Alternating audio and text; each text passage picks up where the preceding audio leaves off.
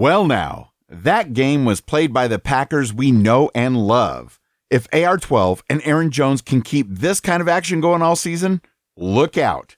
How did the Pack get back on track so quickly, and can they keep playing to this level as they travel to California this week for game number 3?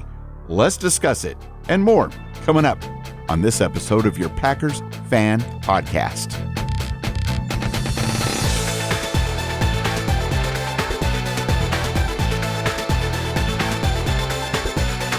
I'm Scott Clark from the Gaming Outsider, and thank goodness the Pack was able to come out strong against the Lions, because I don't know if I would have been able to stand walking into work today without a bag over my head. Here's to hoping that week 1 was just an early fluke. Amen to that. Wayne Henderson from MediaVoiceovers.com here with you, and it is so good to see Lambeau Field full of Packers fans, especially when we get a victory as well. So, on this 231st edition of your Packers Fan Podcast, victory. Oh, sweet victory. Let's talk about that win over the Lions. We're also going to share some brilliant listener feedback that came in on the voicemail at 920-3PACK-GO, as well as by email and in our Facebook group. The Packers are back on the road again next week. We'll preview this Sunday night's game against the Niners, all that and more. Oh boy, Wayne, it feels good to have highlights back in the discussion again. And we didn't have many last week, but we had all kinds of highlights. And let's start right away with Aaron Jones. 67 rushing yards, 48 receiving yards, and 4 touchdowns. He is officially the first running back in 79 years to catch 3 touchdown passes.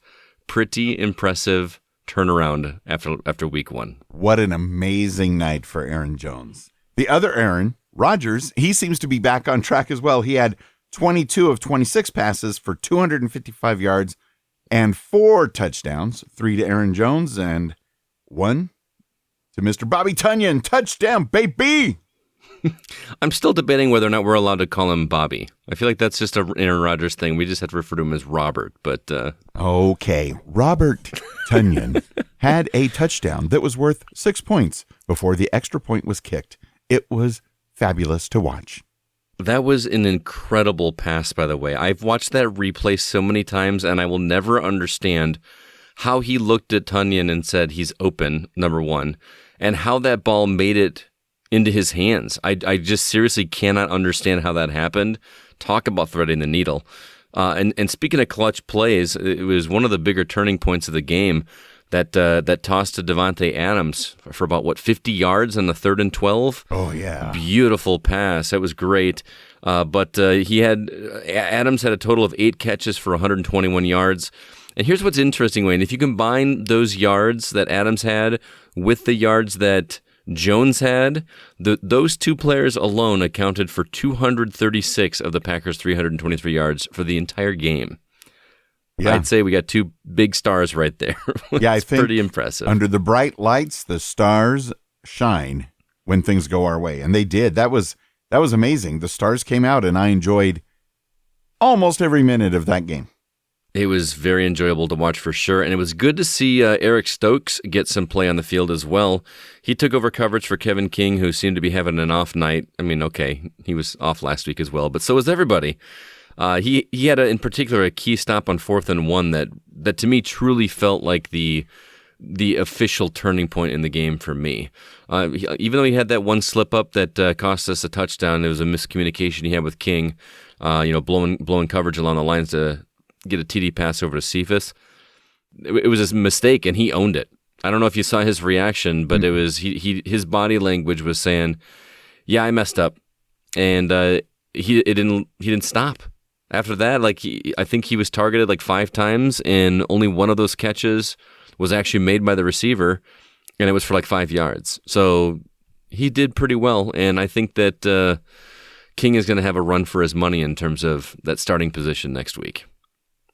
Yeah, and that's all part of the lowlights from the game, because in the first half, mostly the first third of the game, our defense was almost non-existent. Mm-hmm. Like you said, Kevin King had some troubles, but he wasn't alone, was he? No, for sure. Joe Barry made some adjustments, putting King in the slot. I'm sorry, that was Stokes. Was it Stokes? I'm getting myself confused now. They basically switched the slot positions and the outside positions, and King was getting 22 snaps in the slot as opposed to Alexander 17 and Sullivan's 9. And King was also hurdled by DeAndre Swift. I don't know if you saw that play. Oh, yeah. Man, made him look real bad for a minute because it wasn't even like a hurdle where like it got any yardage or he hurdled past him. It was like hurdled straight up over him. It was tough to watch. I mean, it was cool to watch, but it was a bummer to watch at the same time. I don't know what it is with the hurdling. I don't get it. It just looks too dangerous for everybody involved. I agree. You definitely did. I think even the commentators were saying you didn't see that back in my day or something like that. It was pretty funny. But anyway, it's hard to argue with Barry's adjustment changes, and hopefully it's just an off couple weeks for King. But like I said, I think Stokes might have given himself prime position for next week. Also, our special teams could be a little bit better, although our new punter looks great. Man, I feel like he hasn't had a bad punt at all. But it doesn't do us much good when the rest of the team lets the receiver take it from the 9 and run it up the sideline for a really awesome comeback. So it kind of negates a good punt when you do that. True. Not exactly the punter's fault for that part of it happening. Right. And yeah, if we do occasionally have to punt, I'm glad we've got one that can do it. And don't you just hate it when we call a timeout and ice the Lions kicker and he kicks it anyway because it's already underway and he misses it, and then they get to do it again, and then when it counts for real, it's good. Yeah. It's like, oops. It's supposed to work the other way around. That whole icing the kicker thing is just Yeah, I know. It's always just rubbed me the wrong way. I mean, I know it's psychological and it's part of the game, but I just can't get behind it. But hey, it didn't go in our favor this time, and everybody does it, so it's hard to argue with it. Anyway, that was our highlights and lowlights from the game. Moving on to some listener feedback from you guys. Just as a reminder, our voicemail line is 920-3PACK-GO, or you could actually send your voice messages to feedback@PackersFanPodcast.com, and we will need your voicemails within a few hours of the game ending, so we'll have time to prep them for the podcast, because this game will be a Sunday night game, so be sure to get those in. We really do appreciate it. Thank you so much. Hey, Wayne and Scott, this is your cheesehead from Indy, Dan. Not a whole lot to say about this game. I think it's kind of what we were expecting. I actually I projected a 34-17 win, and we got 35-17. We had a 32-plus point average all of last year. Tonight, again, our D was really abysmal until our offense made Detroit one-dimensional there in the second half and, made them play catch-up. Personally, I think Joe Barry was a downgrade from Pettin. I know coaching trees don't have a lot of branches, but this is one of the times that LaFleur needs to prune back the DC, because Joe Barry, I don't think he's the answer. He just isn't showing the aggressiveness that a defense in today's leagues need, and it's just not working. Couple of notes of interest. This is the 9th straight home opener win. Rodgers is now the 10th all-time passing leader in yards. He just surpassed Elway tonight. And Rodgers' last 5 regular season losses, they were all followed by 4 touchdown, no interceptions games. And just like tonight, he had 4 touchdowns with no interceptions. Aaron Jones, he was a beast, and he was the first Packer running back since the well-known Andy Urim in 1942 to catch 3 touchdown passes. Also, the late Ted Thompson was honored at halftime with his name being added to the Ring of Honor.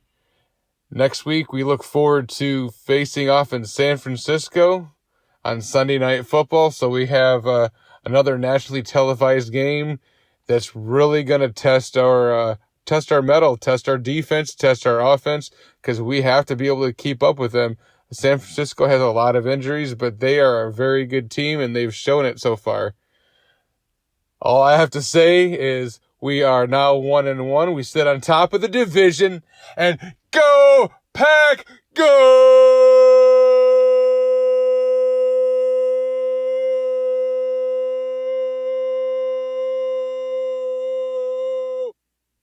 Wow. That was quite a go, Pat, go. Thank you so much, Dan. Appreciate your calls as always. I do want to make a comment about Joe Barry. I know that a lot of people are kind of wishing Pettine was back in there and wonder if it's the right call. Here's my take on that, and I will say that Joe Barry has one thing going for him that is in the win column, and that is he is coachable. LaFleur actually went and talked to him at halftime and said, look, this man-to-man's not working. We need to go zone coverage. And Barry listened, and look what happened in the second half. So I would take somebody that's coachable and willing to learn from their mistakes and do better than someone that's going to keep doing the wrong thing over and over again. What do you think, Wayne? Kind of along the same lines. And I think part of what may or may not be happening on an instinct level with the players and Joe Barry just yet might only be due to him being brand new at the position with the Packers. The players are still trying to figure him out. He's figuring out some of the players.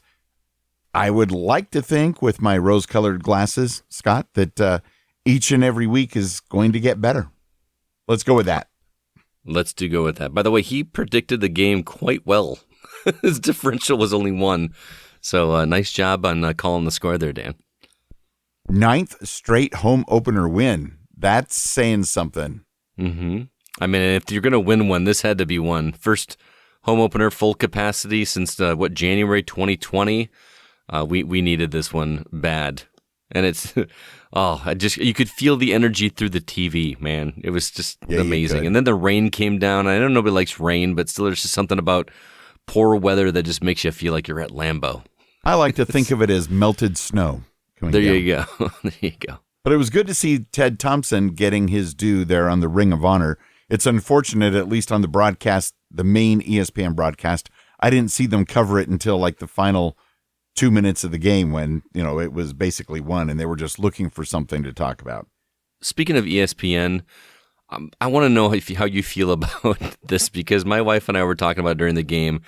This really felt like the B squad announcers. No offense to anybody, but did you feel like it was a little, I don't know, it felt unprofessional at times?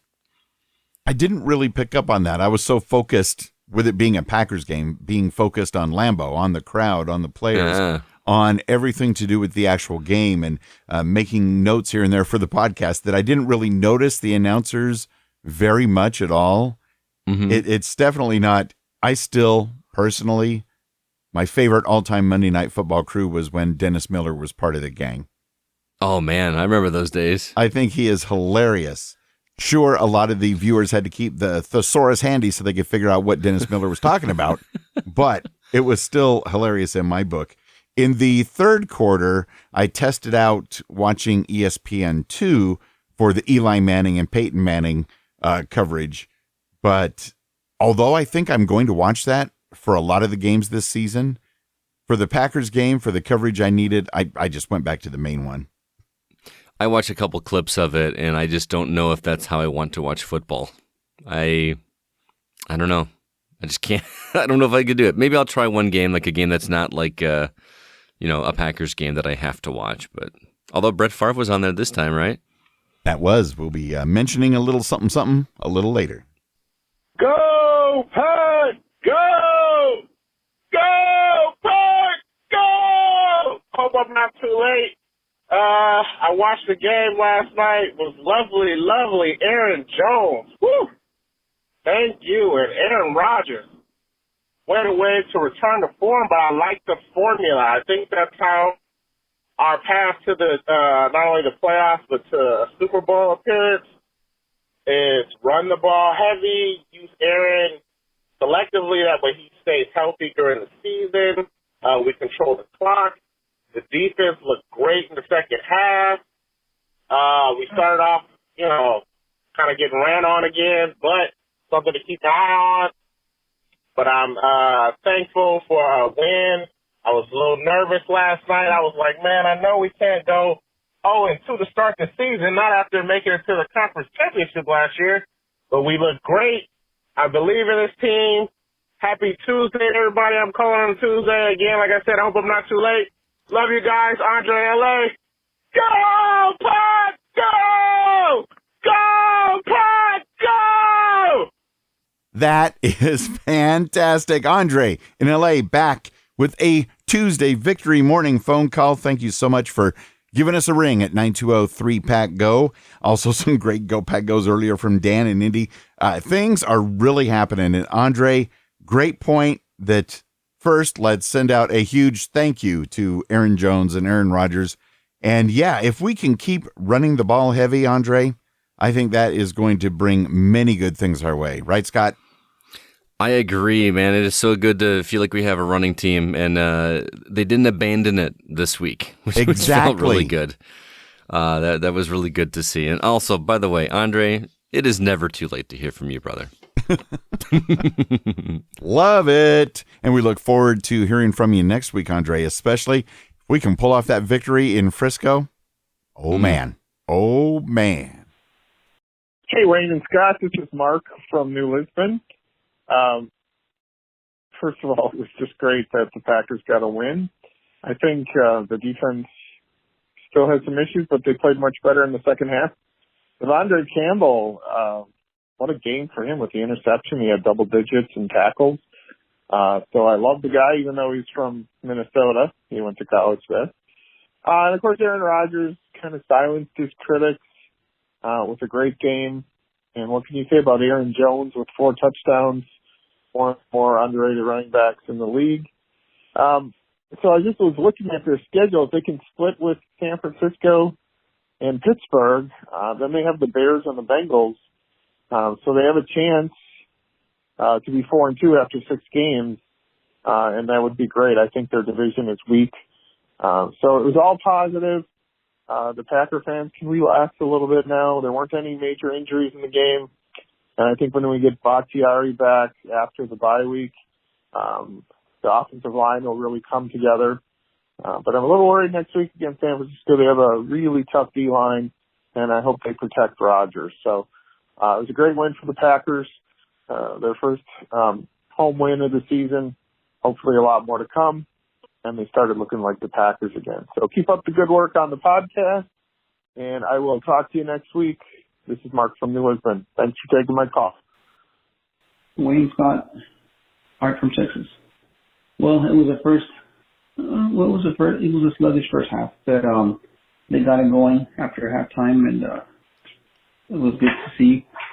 I was really impressed with our punter. Wow, great job by the punter. And I'm really stoked on Stokes. That guy, he's the real deal. He's legit. I really wish our defensive coordinator was a little more aggressive. But I guess enough was done to win the game pretty convincingly in the second half. Hopefully they'll ride the momentum through the rest of the season. And Aaron Jones, what a night. What a night. And that's all I got to say for this week. And green and gold till I'm dead and cold. And see you guys. Thanks so much, Art. Really enjoy hearing your voicemails there. That is the second person we've heard from that has complained about our defensive coordinator not being aggressive enough. So hopefully other people are getting in his ear. And like I said, if he's coachable, he'll step up and make that happen. Yeah, punter looks great, but that first half did feel sluggish, and that's going to be a key. Actually, not one of my keys to victory, but I think coming out the gate strong next week needs to happen for sure if we're going to have a chance against San Francisco. I'm looking forward to the keys to victory because last week they were on point. We even heard some feedback that they thought the keys to victory were excellent, even better than normal. So looking forward to it. We did have our weekly poll in the Facebook group as well as at PackersCommunity.com and on Twitter at Packers Fan Pod. Now that the Packers appear to be back on track, how are you feeling about next week's game in Santa Clara, California, and responding with an emoji? How would you describe these emojis, Scott? Oh, boy, we got cool shades emoji. We've got just smiling face emoji. We've got, hands shrugging shoulders, not sure what's going to happen emoji. And we've got panic-stricken fear emoji. Before we do the listeners' polls, Wayne, where did you land on this? I mean, I have to ask. I'm going to surprise you, Scott. Yeah? Until I know what happens next Sunday night, I'm going to go with the kind of shrugging like, I don't know. I'm still a little bit nervous. That's where I'm at as well, man. We're actually simpatico this week when it comes to that. But our listeners, 36% are pretty confident, gave us the cool shades emoji. 6% gave the happy emoji, and 39% agreed with you and I, which was the top one between everything. And then 19% are still panic-stricken in fear. So we'll have to see what happens there. Well, hopefully they can change the feel of their emoji after Sunday night. That's what we are hoping for.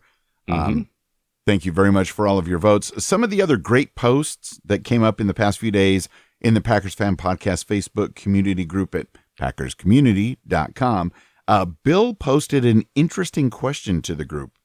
Do you think Stokes did enough to take King's starting spot?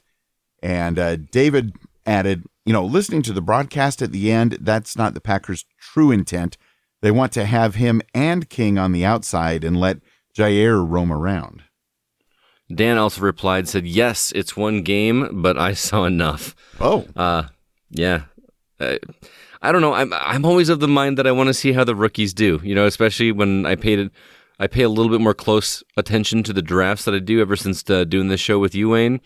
So, seeing Stokes' name, and I'm still waiting to see Dylan just really explode. But it was really good to see Stokes come out and really make some meaningful plays last night. Also, Jared shared a YouTube clip from ESPN2 of the broadcast. You mentioned this earlier, Wayne, with Peyton and Eli Manning, as well as Brett Favre, as they watched the great touchdown pass to Tunyon. Jared says, quote, Aaron Rodgers is doing something right if Peyton Manning is in awe of what he's watching. And yeah, that's a pretty good point. Peyton Manning is in awe, but Brett Favre wasn't. I don't know. Interesting. Jared also commented in our live game discussion thread during the second half, me watching this Lions team do Lions things and implode. Yeah, that's pretty good. Good sentiment. They started, I got to give them credit. They started out pretty great. That first half, Goff was on point. His numbers were incredible. Their tight end, the name is escaping me. Shot something. I'm a terrible broadcaster. He was like 8 of 9 or something, and it was just bringing in all of these yards. I thought they were going to do really well, and thankfully the Packs came through in the second half. Yeah, for a brief moment, I was having flashbacks to the last time the Packers played Jared Goff and the Rams in L.A., and I was there with Sir Troy to watch the Packers lose in the end to Jared Goff. So at least this time we got the victory. Yes, sir. And then Jared Machini Kerr, not Jared Goff, also brought this great stat to the table. Wow. Aaron Jones is the only Packer in the last 20 years with 4 touchdowns in a single game, and he's done it twice. Once in 2019 and again this week. Breaking all kinds of records. Pay the man. Pay the man. It's contract year, right? Speaking of pay the man, did you see the interview with Jamal Williams before the game? Because he's a Lion now. That guy is something else. He cracks me up. He's like, they've been taking me out to dinners and feeding me right. And, one man's treasure is another man's... Or one man's trash is another man's treasure. He was cracking me up. Right. I don't think he wanted to leave Green Bay. I think he was real happy here. I know. How could you not be? Yeah. The commentators and people, they're like, yeah, see, the Packers didn't like it. It's like, no, the Packers, if there was no salary cap, the Packers would have kept him along with the rest of the gang. Yep. There's just only so much money we're allowed to spend.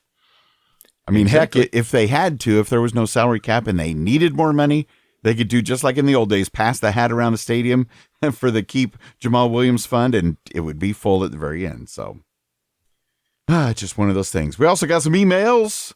Wayne Henderson and Spicy Scott Clark. I guess that's due to your Taco Bell habit, right? Stephen Vaherin checking in from Palace Park, Illinois, where the hometown Chicago Bears still, the game started pretty interesting with the Lions winning the coin toss.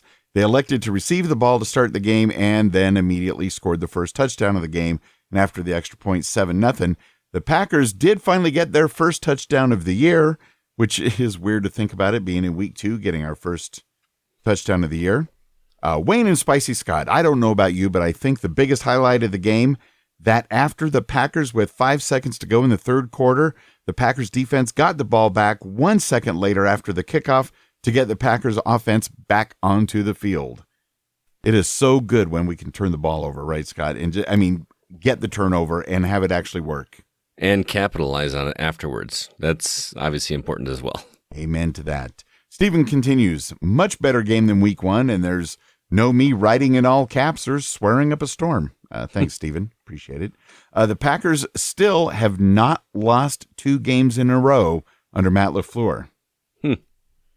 So interesting streak. That we'll take it after how we were feeling last week. Yeah. Now the Green Bay Packers have to make their annual trip to the San Francisco area, more like Santa Clara, for their almost annual meeting with the 49ers. So how many garbage time points will the Packers give up? I'm going to say 0. Steven says, this game is making me nervous as the 49ers are undefeated. So let's see what happens Sunday night, which will be the Packers' last night game until week number 8 with the Arizona Cardinals.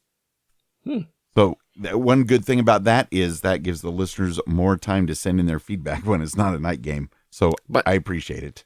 By the way, why are we playing San Francisco every season? It's just an anomaly. And they know it. TV ratings. Well, it works out well. I got friends that are 49ers fans. I'm actually getting together with them to watch the game this Sunday night. So it's a good time with friends. I bet they're pretty confident because of how things have gone the last few times we've played. So we got to turn that around. No offense to your friends, but we got to turn that around. Stephen wraps up by saying big congratulations to Aaron Rodgers for his 31st career game with 4 touchdowns thrown.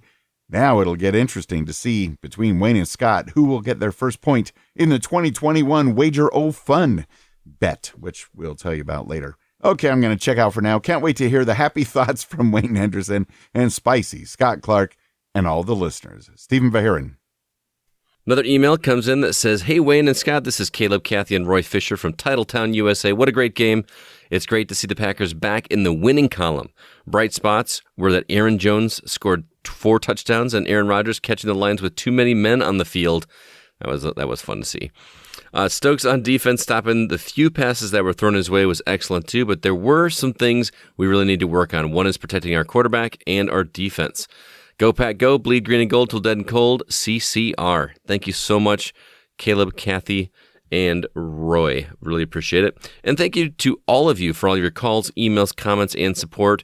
It's very humbling that you guys take the time to email us and write us each week, and we do appreciate it. If you too would like to join the Packers Fan Podcast Facebook community and be a part of the conversations, head over to packerscommunity.com, especially on game day for our live game discussion thread. It's a lot of fun getting in there and just tossing comments back and forth with people during the game. Absolutely.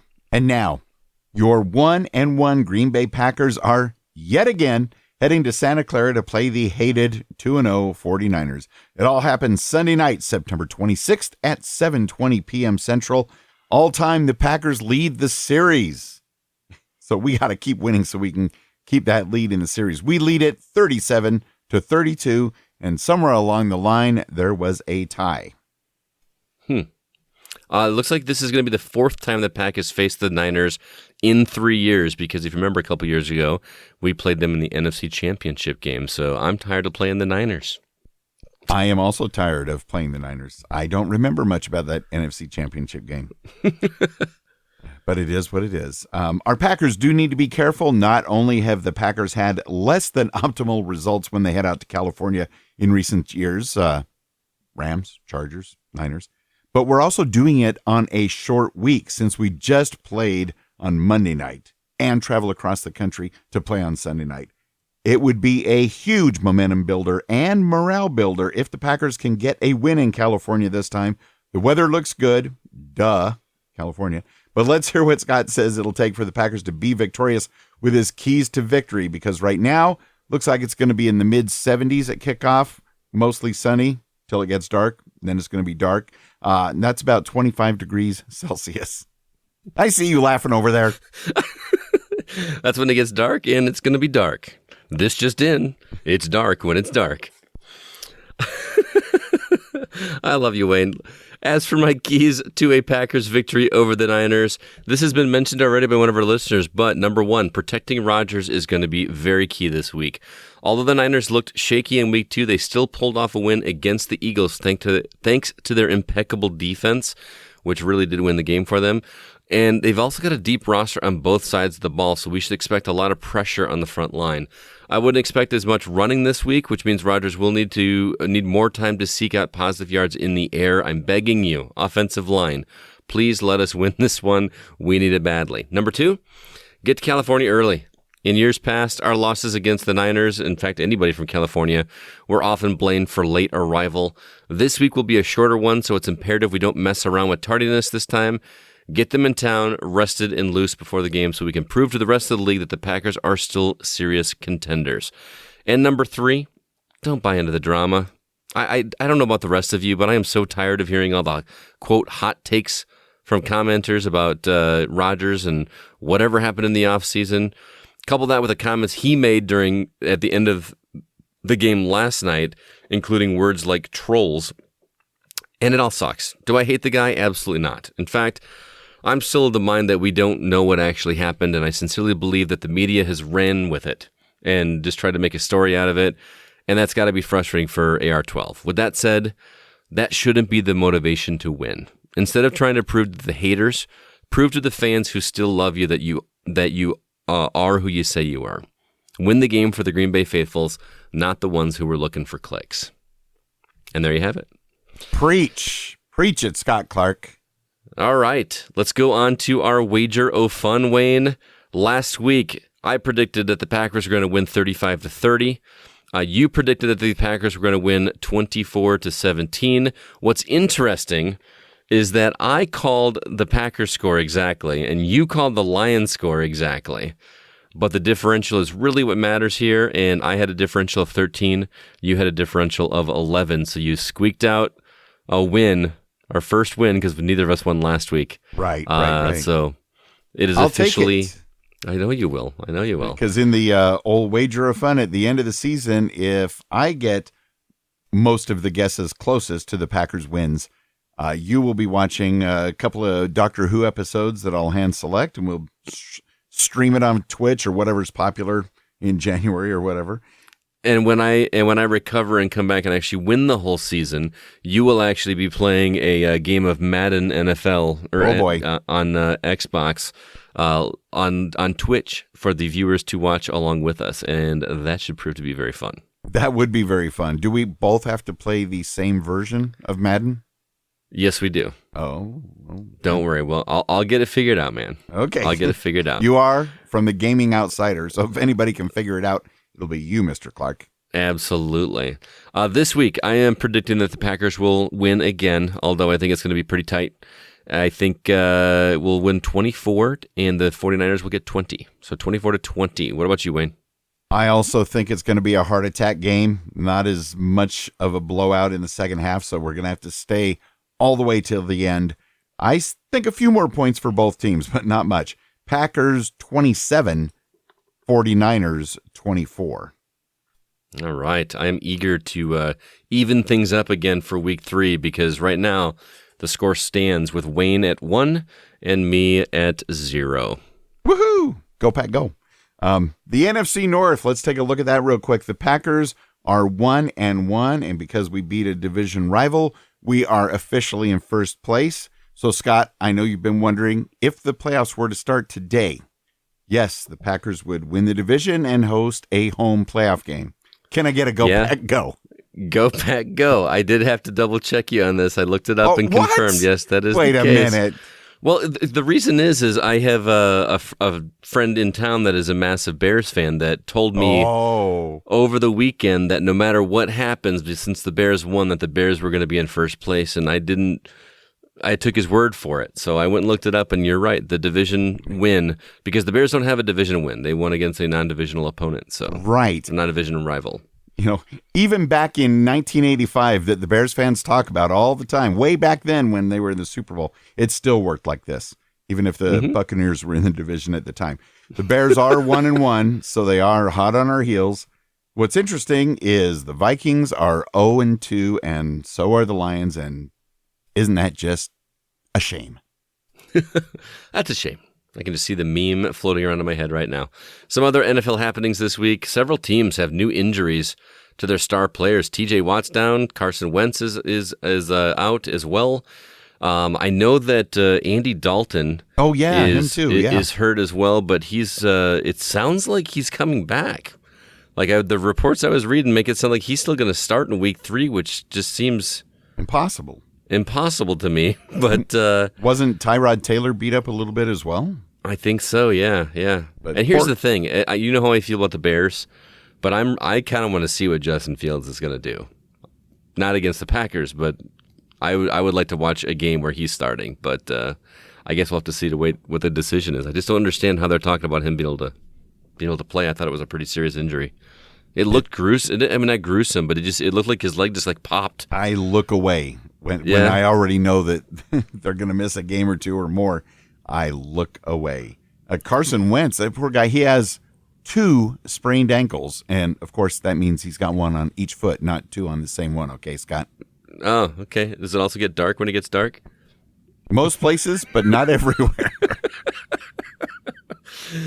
Well, I just want to remind everybody, if you love video games as much as I do, and if you listen to this, you probably hear me say that all the time. I have another podcast called The Gaming Outsider, and I'd love it for you to check it out. We chat about my favorite hobby every week. Now, this week, I happened to have taken the week off because I had to watch the Packers game last night. So my co-hosts, Zach and Alyssa, discussed their own topic, which was video games with horrible or misleading titles. Ooh. It was a very interesting conversation, so be sure to check that out. I'd love it if you checked out our website, thegamingoutsider.com. We've got all of our written reviews, all of our episodes, and even a little store where you can purchase homemade masks by yours truly, including masks that say Packers Fan Podcast on them. So again, thegamingoutsider.com.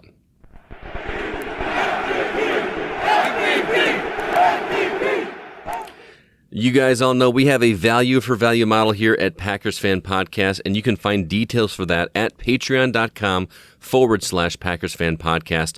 We got several people to thank. First off, a huge Go Pack Go to Dan Dyler. Your Jim Ringo level support is very much appreciated and amazing. Go Pack Go is also going out to listener Bryant. Thank you for all your Willie Wood level Patreon support. And what else we got, Wayne? Let's keep the Go Pack Goes going. Thank you to our Brett Favre level supporters, Colin Nolan in Ireland, Lawrence Harvey, Jeff Summerfield, Andre in LA, and Miguel Ramirez from the Opposites Attract podcast. Curly Lambo Go Pack Goes for the pledges from Hank Davis from the TPE network of podcasts, Beth Mentink, Joe Christensen, and Matt Haig. Thanks again for all of your support, guys. We really do appreciate it, and gals. We invite you to check out how you too can share your love of the show. Details at patreon.com/Packers Fan Podcast. And now for a fun thing that we did this past week, kind of came together since we last recorded an episode. We did a collaboration with the Fountain Podcast Player app. It's one of the Podcasting 2.0 apps where you get all sorts of cool features, as well as a way to have value for value built right into the app. You can stream Satoshis, which are very, very, very small portions of Bitcoin, directly to podcasts that you listen to. I stream Satoshis to a few of the shows that I listen to as well. And you can also send a boost. And now you can even send a boost with any amount you want with a boostergram, with a message, if you do it through like an app like the Fountain app and others that are Podcasting 2.0. Anyway, over the past week, the Fountain crew reached out to us to see if we wanted to do a little collaboration. And I said, sure, let's test it out, see what happens. So they were giving away 100,000 Satoshis, which with the current price of Bitcoin, I think that's about $43, to anyone who sent a boostergram of a few Satoshis to us, trying to guess the final score like we've always done. So that's why they built that in. And so we did receive 4 boostergrams with guesses that were all fairly close to each other. Not quite as close as what Dan Dyler had for the game, almost getting it right on. But for the contest, the winner is Fountain user EEP. I guess it's EEP. So EEP. They win the contest through the Fountain app. They were just off by a few points, and Fountain is going to take care of the rest, getting the Satoshis back into EEP's account. So we want to thank you for all of your boosts, some of those Satoshis, your participation, you're trying to guess the final score. Everybody was very, very close, but congratulations again to Eep for having the closest score prediction, and go Pack go. Now, as we wrap it up and wait all day and all week for Sunday night, got to remind you the Unofficial Packers Fan Podcast is not yet affiliated with the NFL or the Green Bay Packers, but please follow us wherever you listen to podcasts, as well as the Fountain app that we just talked about. And speaking of following, I don't know if you realize this, Wayne, but Stokes followed us on Twitter today.